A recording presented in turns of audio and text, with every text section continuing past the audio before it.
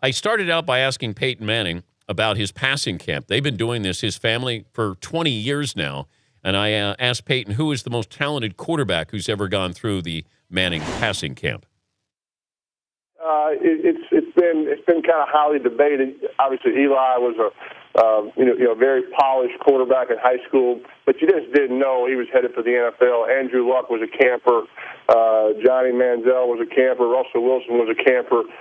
It's hard to say those guys all just stood out and it was a guarantee. But as the college players, the ones that came through as college players, most of them juniors and seniors, you certainly knew that Andrew Luck was a talented player. Matthew Stafford threw the ball about as well, as anybody I've seen throw as a college player, and he still does today, right? Tight spiral, big arm.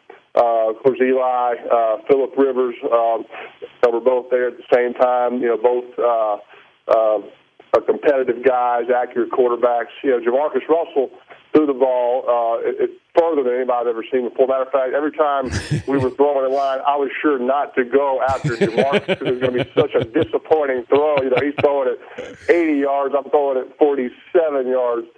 So,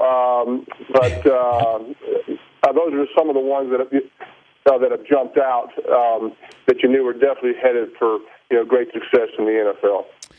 How's your health? And are you playing more? Are you playing one more year? Have you decided, or is there a time frame attached to this? I don't know if there's a time frame. I'm fired up for the 2015 season, and my health is good. I feel good.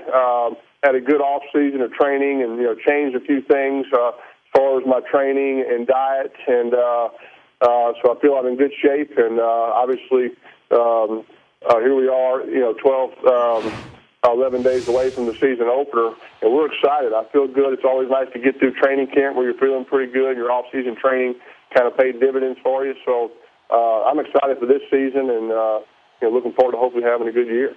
But you haven't put a time frame on it. You're going to continue to play as long as you're productive and healthy, right? Yeah. I think that's the idea for any player. That's how I feel. As long as you feel good, as long as you feel you can still help a team. Sometimes. That decision is easy for people where you just have a major injury, you can't get healthy, you can't get on the field, your body hurts so much every single day, and it's just like, hey, this is a no-brainer. But that's just not how I feel. At least not right now it isn't. I feel good. Coach Kubiak's been very good to the veteran players. He's got a good schedule where the veteran players feel good, stay fresh, and hopefully that'll help all of us, including me, throughout the entire season. Give me the starting quarterback that you think you might be able to take in a foot race. In a foot race? Yeah. I think there's a pretty long list of them, I think. Really? Yeah. I mean, you got Kaepernick, Wilson, Vic. I knocked those out probably in the first round. I like it. The second round, yeah. Now, what distance, right? Are we talking, I think 40. 40, okay, because, I get faster, the further we go. So, but if you're going 40, right, yeah, so I've got, Wilson, Kaepernick, Vic, I've knocked those guys out first round. Second round, we'll get to, a little more of a closer matchup. Be me, versus Roethlisberger, Eli, Rivers. I'll knock out the class of 2004 QBs. We'll get those guys knocked out of the way. And then the finale, obviously, it's got to be me versus Brady. Yeah. And, I think it could be a close race, not a race anybody really wants to watch. But, I feel I'd probably win that one as well. Peyton Manning joining us, Dan Patrick Show. How much do you care about the end result of Deflategate? Well, certainly it's been such a hot topic during, the months of June and July when not a whole lot was going on. And so, now that for me, Dan, obviously, as you get into training camp, especially with some of the changes we've made, a lot of new players on our team, some new plays, where your focus really gets in to all football. And, look, I've said that before as a cliche, hey, I'm all focused on football, but that is truly the case for us this year. There's a lot of change here. Our players have had to adjust to a lot of different things, and so it hasn't been a lot of time to watch anything else. I haven't, watched a lot of other preseason games on TV, watched a lot of sports highlight shows have been honed in on this Broncos offense. But, I've said it before, Dan, Tom's a friend of mine. He'll always be a friend of mine. It's a situation that I don't know all the details. I have not read all of the reports, any of the reports, and but our friendship won't change no matter what happens. What do you think of the rule itself? We seem to cater to the quarterback in a variety of ways. Why not let each quarterback have a football to his liking? Well, I think that was the idea when they changed the rule a number of years ago, where the home quarterback and the visiting quarterback were allowed to bring their own footballs, but the idea being to get them rubbed down the way you like them. Obviously the NFL likes that NFL shiny logo on the football, which can present challenges on the grip and texture of the football. Our very first game, Dan, I was playing in the preseason. We were playing up in Seattle in the old Kingdome, believe it or not.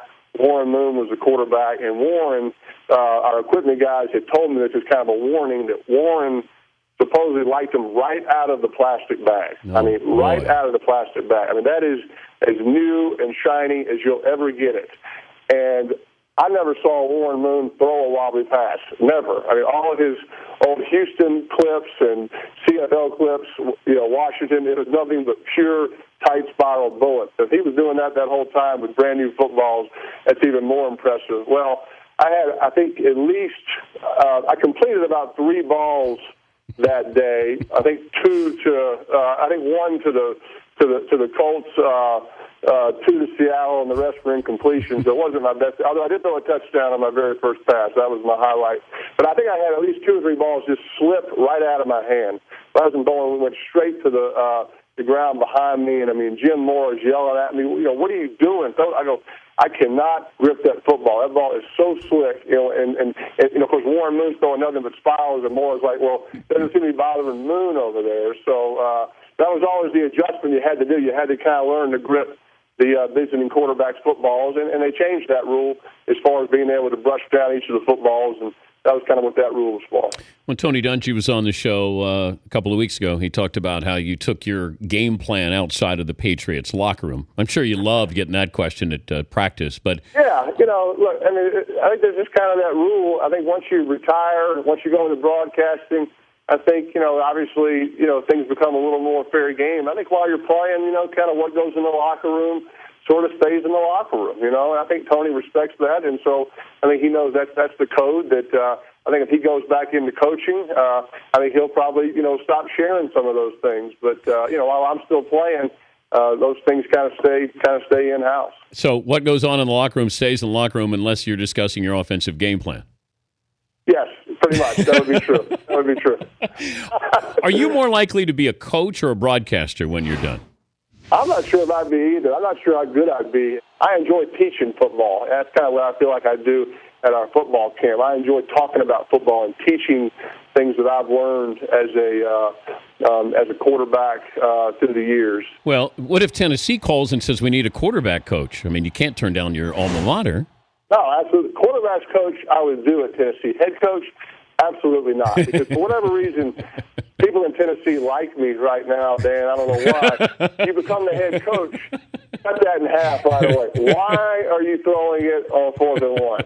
Why did you punt there? You should go for it. You just cut it in half, right? It's like being in politics, right? Just cut it 50% in half. Quarterback coach, you probably could kind of stay under the radar. You get your quarterback throwing a lot of completions, you probably stay in good favor. So maybe if they call, that'd be something. All right, you need to give a tutorial here in these young guys in how to make the commercial pitch here.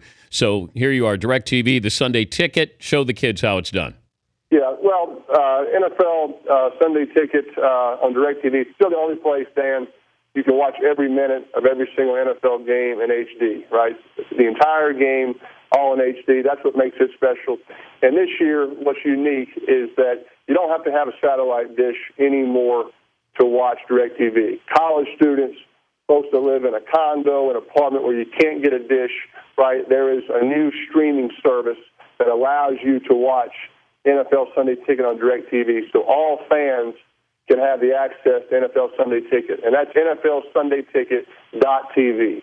That's what you go to find out that information. That's huge, right? We got college students that love, certainly college football, love pro football as well, and it gives them a chance to be able to keep up with their favorite players, favorite teams.